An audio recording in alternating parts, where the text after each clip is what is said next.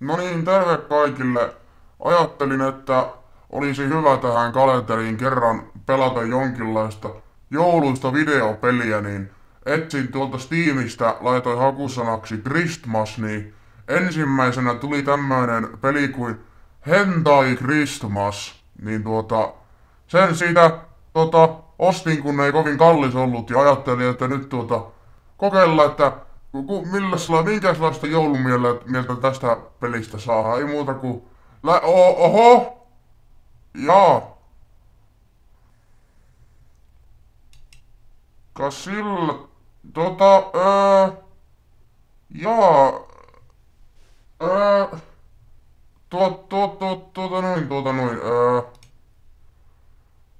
Mites... Mites täm... Oi voi... Tuota... Öö...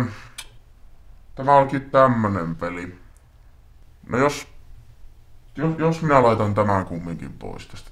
Ehkä tämä ei nyt ollut se, mitä tässä pitäisi pelata.